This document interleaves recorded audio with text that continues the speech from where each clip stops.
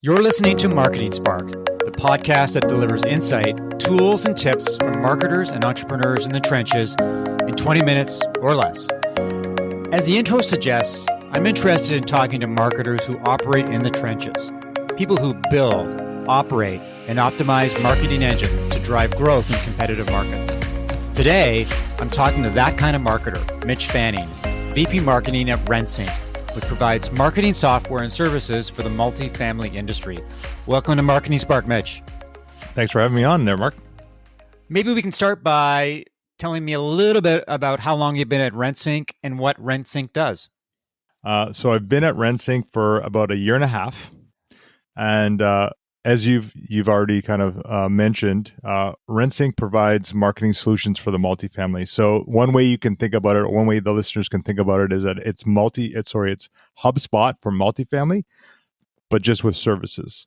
My big role is not only to help shape product strategy, but to formalize and execute on the go-to-market and scale operations.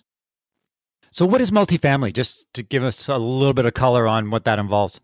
Okay, so this is interesting because my background is not on multifamily. So multifamily is really the owner-operators, the investors, the property management firms that essentially, buy, manage, and essentially invest in apartment buildings. And what's really interesting, to me at least, in this space, is that this industry, when it comes to marketing, is kind of where the B2B space was like 10 years ago. Meaning, and what I mean by that is when it comes to technology, when it comes to their technology stacks and the things that they're doing, they are just kind of catching up to the B2B space. So it's almost like history is repeating itself. So as a marketer, if you're dealing with customers who may not be terribly tech savvy, does that mean that a lot of your marketing is around education? Because you've got people who may not be using a lot of technology at all. Do you have to win them over to the fact that technology is a valuable and useful tool, and then convince them that your software is something that they should consider? I think just like I would say any industry or any situation when things are kind of ahead of its time, I would have said that was the case maybe 4 years ago. A couple of things have changed that. Number one, you're getting into a situation where you're finding a lot of young people are running these marketing teams in multifamily, and two, COVID. People have had to change the way they've done business. And I know that's probably a reoccurring theme on this podcast, but multifamily is no different. So over the years, you've held a number of leadership marketing roles at a variety of companies. And I think it's given you some really interesting perspective on the marketing landscape and how it's evolved over the years. Can you talk a little bit about the role of a CMO at an early stage company? Because it's a really important job, but often it comes after the product's been developed. It comes after a sales team has been created. And sometimes the marketing person is late to the game, proverbially speaking. So what is their role, and how do they establish themselves so that they can have a seat at the table? This is a great question, and we probably could talk a lot longer than 15 minutes on this one particular subject. I would say, first of all, if I'm being honest, you as a marketer, you really need to be honest with yourself. And what I mean by that is you really have to ask yourself, am I a builder or am I a farmer? And what I think that means, at least to me, is not everyone is designed to be in an early stage tech environment. And that also includes anyone else outside of marketing. It can include product, etc. But if you are that person, the one thing I would say is you need to be really good at standing things up, and that's everything from the technology. That's everything to do with the programs, etc. But I think you also need to be really good at understanding the business. And I think one of the things, and I would say that no matter what stage of the business you're in. But I think a lot of times early stage marketers come in as individual contributors and they get stuck there. And the problem with that is they get siloed and they're not able to connect what they do to business results. So I would say that's number one. But I would also say you have to really understand other functions outside of your own. And I don't think a lot of marketers spend a lot of time understanding business in general, whether it's SaaS, understanding what SaaS means, the business model behind that, the metrics that investors and CEOs actually track. And two, they don't spend enough time outside of their own discipline.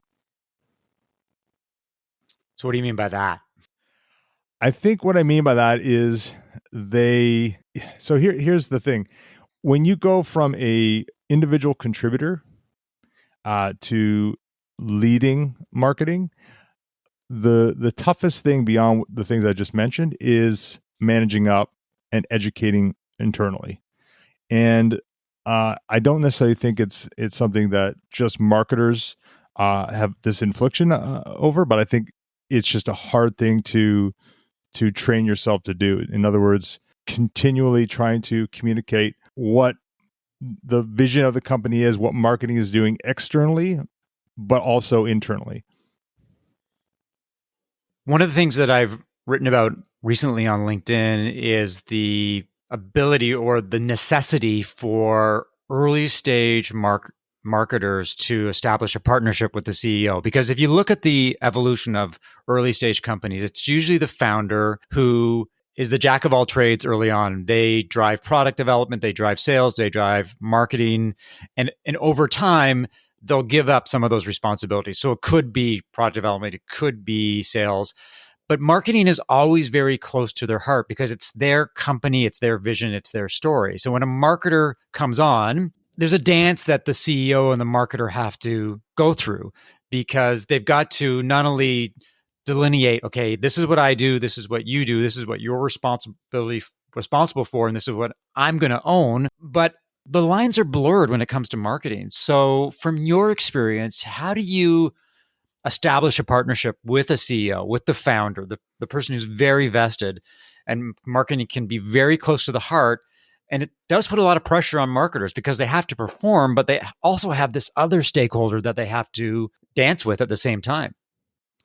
Probably the answer I'm going to give is not, it's obvious, but it may not be the one that people want to hear. It's if number one, you should ask really good questions before you get into that company around that particular subject and get a sense for, is that CEO actually going to essentially give up that function and let you kind of run it? And if they don't go there.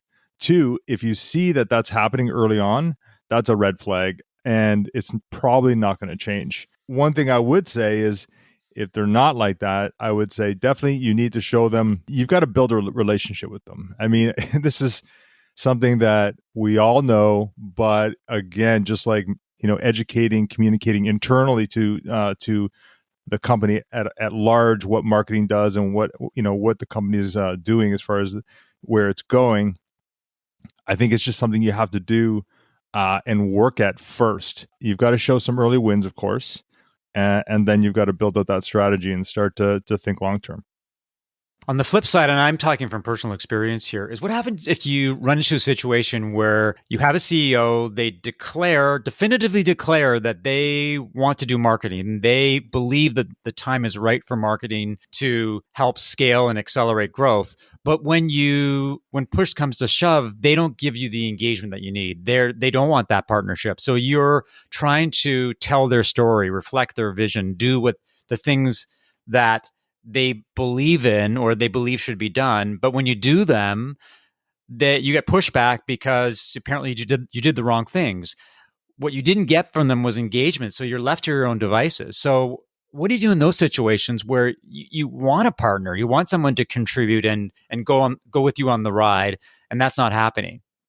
This is what I would call the hard things about the hard things, right? I mean, it's the things that you don't actually read in a marketing book or any type of marketing resource or marketing podcast. Like how do you actually basically effectively it's change management, right? And so these situations are hard, and you're not gonna read that in a book.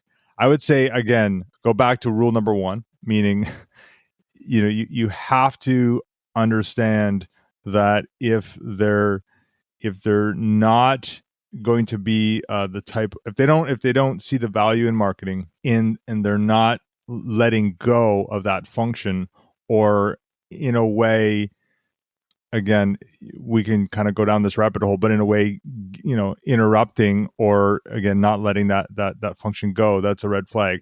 But at the same time, when you bring them something, you have to be willing to take that constructive feedback. It's not an easy answer for sure, but I think people know when they're in that situation. The problem is, just like a lot of times, and this has to do with everything, not just marketing, it's the inaction. We don't act when we're in those situations. We don't make a decision to leave that situation. And I think that's really what it comes down to. It's the inability to act and remove yourself from that situation. Assuming that you've found yourself in a good situation, you've got a relationship with the CEO, there's terms of engagement that have been established, and you start to build out marketing. So you put together your brand position, you've got a marketing strategy, you want to make things happen, and you come to that really sticky juncture, or the really interesting juncture, or that challenging juncture when you've got to build a team. You've got to figure out, who do we hire internally, because a lot of functions are being secured from third parties these days. And do we hire someone from ops first, or we go with analytics first? How do you put together that marketing HR plan? Like, what are the things that you need to consider, and are there any sort of common beliefs or common approaches that a marketing leader should take? Again, what I would say is, my personal hiring philosophy is hire for grit first. Everything else is secondary. And what I really mean by that is, again, a lot of people are attracted to that high growth startup or tech company because it's romantic. But what they don't understand is every year, sometimes every 6 months, not only does the company change, but they actually have to change within the company. And that's not for everyone. You need to have a growth mindset. And that really is what I mean by grit. Someone who's passionate at really evolving as a person, and they're persistent. They've got perseverance. They're willing to do the hard things. When it comes to building a team, though, I mean, it really depends on what the business is looking for. So I always think about it as the OKRs. What's the objectives? What are the strategies? And then build the team structure around that to actually execute. But if you were just asking me point blank, how would I go about building a team structure? Number one, if it was just like a blank slate, ops and analytics first. At the end of the day, you need metrics. You need someone owning the tech stack, and that's what somebody in ops would do. If it's obviously software, it would be the product marketer. That would be the second person I would bring on. And the reason why I'm in that order, and then obviously from there, it's comms or brand and demand. And the reason why I would go in that order is, again, tech stack, right? It's the engine. The product marketer is important because what happens is you start doing demand, and the first thing you're doing is you're creating original positioning, you're creating original messaging, you're creating and the demand person is doing that all the time. And what happens if you get a product marketer and you get that positioning, that messaging in place, then they can just use that content to fuel their programs. Rand Fishkin, who runs a company called Spark Toro, recently wrote a blog post saying that companies should outsource as much of their functions as possible to agencies or contractors. As someone who runs marketing, as someone who's an internal marketing leader, what's your approach to that? How much can or should a early stage company outsource so that they can be cost efficient, they can drive productivity, and they can allocate their resources in the most efficient way? I definitely wouldn't outsource ops. I definitely wouldn't outsource product marketing. When it comes to demand, it depends.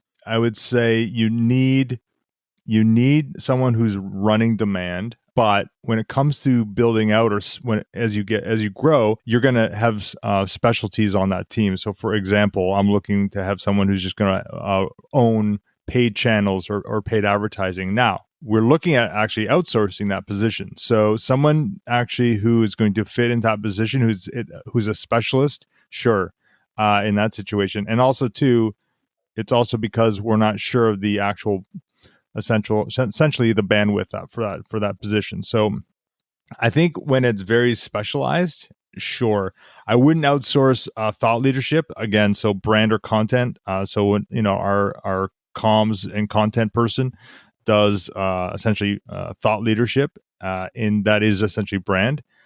I wouldn't outsource that. You want somebody within the company who can be a domain expert or several, and you definitely don't want to. So I guess at the end of the day, if it's specialized, sure, and you're not sure if they're going to be a full time position, that's probably how I would approach it, and that's actually how I am approaching it. Now, as the marketing landscape has evolved, it's almost like there's two sides to the marketing landscape. On one side, you got the brand experience, brand content people like myself who are focused on brand positioning and messaging and thought leadership and all those good things. On the other side of the house, you've got the data geeks. The people who are running the numbers, who are trying to optimize everything. It's all about little tweaks and watching the data and making data-driven decisions that drive sales and marketing activity. I understand and I recognize that metrics are a necessity, but here's the question. Here's the $64,000 question. Should everything be measured? Does everything have to be measured just because it can? And what are the perils of relying too heavily on data to make marketing decisions? I love this question. So here's how I would answer that. So number one, I think everything can be measured to some degree. I would even go as far as to say brand can be measured. The way I would look at this, though, is the way I initially look at it is demand subsidizes brand, meaning you have performance metrics. Performance marketing needs to be measured 100%, but that piece of the marketing org or the marketing engine can to some degree subsidize brand marketing. The way I would kind of think about this, though, is you need to first nail your category, because that's the context and who your best fit customer is. The analogy I give is, Mark, if I were to ask you, do you want to go out for dinner tonight? What do you feel like? Your first initial thought would be, well, do I feel like Italian? Do I feel like Chinese? Those are categories. Then if you nail the category, if you said, let's go for Chinese, then we'd start to think about, well, what are the best Chinese restaurants? That's brand. Now, if I looked and I told you, wait a minute, there's a 2-for-1 deal on Facebook for this particular restaurant tonight, and that would happen to be the second best Chinese restaurant in Toronto, we'd maybe end up going there. That's demand. You have to look at the fact that not everything can be measured, sure, but if you don't actually go through that framework and nail all of the components, you're going to be hard pressed to actually make the metrics work for you. Now, going back to brand, I will say you probably can measure it. The way we're looking at measuring it is by kind of a proprietary metric called reach. I won't get into that, but the key here is the way we're going to do it long term is you basically do an aided or unaided brand awareness study at the end of the year. You basically ask, and an unaided brand awareness study is this. An aided would be this. If I said to you, Mark, which one of these software companies do you like best? Or do you recognize Coke or Pepsi? You would rank them, 1 and 2. Now, from a perception point of view, that's the other side of how you can measure brand. If I said to you, what's the sweetest one of the two? You would say, well, Coke is the sweetest. And maybe that's the positioning that Coke is going for. And then you basically just do the same study year over year and see if you've got a lift off those two metrics. So the point being is you can, but should you do it early? No. Sometimes it's, sometimes, again, early stage, not everything has to be measured right away. you've got to build into those type of metrics. One of the questions I'm asking marketers these days, especially B2B marketers, is that with the evaporation of conferences, the places where you connect with prospects and customers and those serendipitous relationships that are built simply because you sit beside someone during a panel session, those are not going to happen. I don't think there's going to happen for a year, at least a year. And that's just my own view of the world. How do B2B companies spark conversations with prospects? I'm not talking about a chat bot or somebody reaches out and on a contact box or fills out an ebook download, but real conversations where I get on the phone and we're talking to each other and we're connecting and we're beginning to establish a relationship. I think a lot of brands are having a hard time doing that. Any thoughts about how you can make that happen? Maybe the approach that RentSync is taking to address that challenge? It's not an easy answer for sure. Probably the answer I'm going to give is going to seem like it's a cop-out, but it's doing the things that you should have been doing anyways. So, for us, we're providing thought leadership in the form of a podcast and rental or industry reports through LinkedIn organic, and we're kind of the tactics that are involved in all of those initiatives are can vary. One thing my CEO and I got to give him credit for is he's willing to go the long play. So again, get the right company with the right leadership team, the right CEO, because they see value in the long play, and that's content.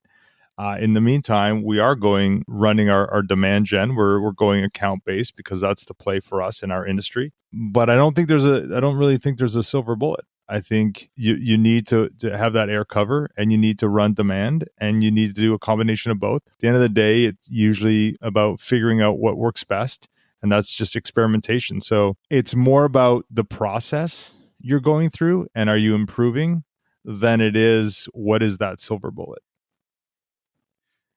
Yeah, I wish there was a better answer. I wish there was a more definitive answer. And it's a very tough question to be asking these days because it's a new marketing landscape and we're all trying to adapt and we're all trying to figure out ways that we can differentiate ourselves and really get those conversations going. Mitch, thanks for coming on Marketing Spark today. If people are looking to find you online, where do they find you? Are you on LinkedIn? Do you have a podcast, a website? Let us know the information about where people can learn more about what you do.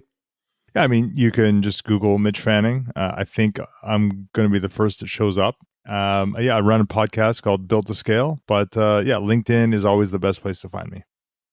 Well, thanks for listening to another episode of Marketing Spark. If you enjoyed the conversation, leave a review and subscribe via iTunes or your favorite podcast app. For show notes of today's conversation and information about Mitch, visit marketingspark.co/blog. If you have questions, feedback, would like to suggest a guest, or want to learn more about how I help B2B companies as a fractional CMO, consultant, and advisor, send an email to mark@marketingspark.co. Talk to you next time.